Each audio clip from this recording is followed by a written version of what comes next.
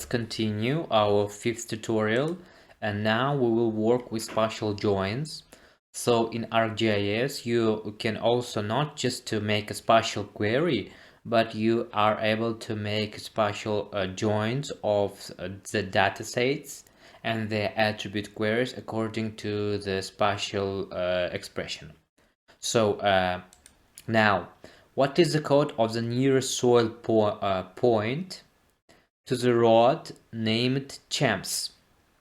To the actually it's a street, right? It's a street named Champs. So now we have let's close soil map and open streets.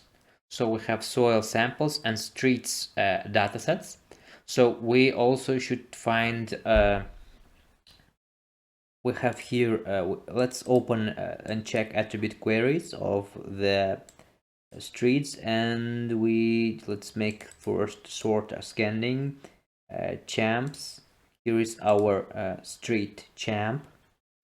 So and now we have to find the closest soil point or soil sample to our champs. For this, we also are able to make select by location, but in this exercise we'll work with spatial joins. How to make a spatial join here, and let's go to join again. And remember that we already made joins according to the attributes of two tables, but now we will work with join data from another layer based on spatial location, right? So so here it's automatically finds choose a layer to join to this layer or loads spatial data from disk. So we choose here soil samples, and here we have two options. You are going to points to lines, so we're making join points to lines. Select the join feature class above. You will be given different options based on geometry types of the source feature class and the join feature class. The first option, each line will be given a summary of the numeric attributes of the points that are intersected by closest to it. And how do you want the attributes to be summarized? Actually, we don't need this kind of selection. This option, we will choose this one. Each line will be given all the attributes of the point that is closest to it. So actually we need this, right? Street, what is the code? The near, so it's closest point, closest to it, and a distance field showing how close that point is. So we will be given the additional attribute distance field, which will show in meters or in kilometers the distance from this street to the closest point. So we will choose this, and we will we should again find the workspace, right? Join output, okay, and let's make a print screen, and okay, click OK. So here we can see that our join output spatially doesn't differ from the streets, right? But let's check the attribute table of our new dataset, and here we can see that we can find additional attributes which belongs actually to soil samples.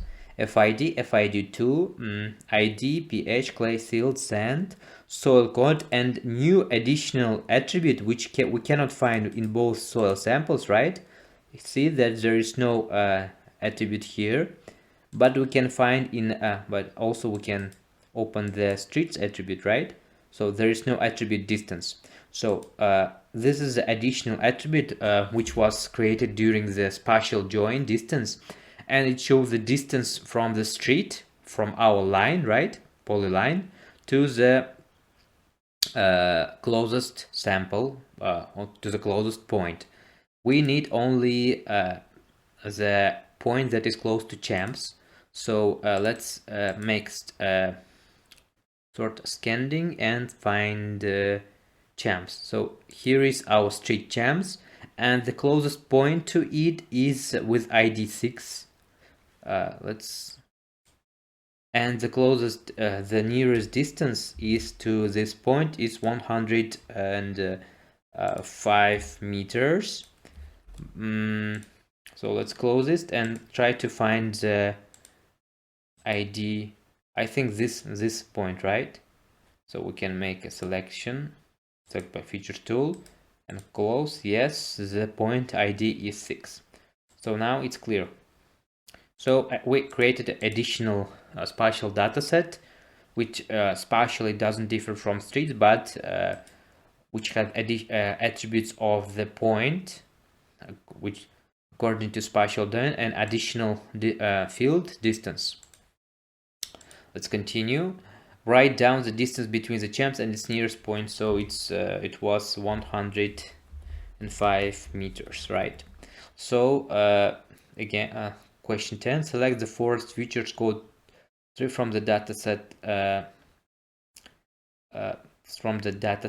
LULC vector.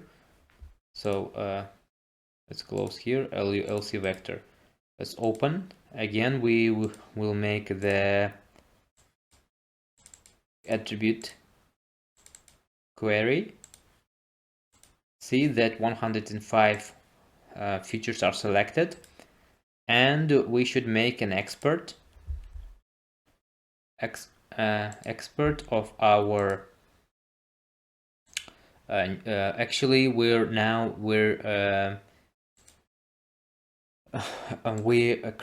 exporting our selection to a new dataset. We'll save it in a workspace. So not remember to name it forest shape, and we're when we made the selection of these features polygons, we should make an expert using this.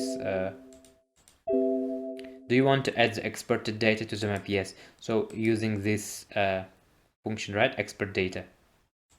So see that our selected polygons, which belongs to forest land use, are now is the separate dataset with its own attributes and code 3, right? Here's our forests. And now export the selected feature to a new dataset. So we already exported it, so it's the answer to this question.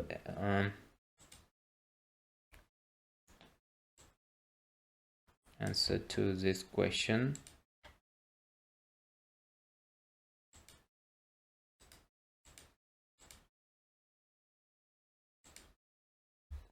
While here we made just select by attribute, right? Let's print screen it. So this is it, and on the next video we will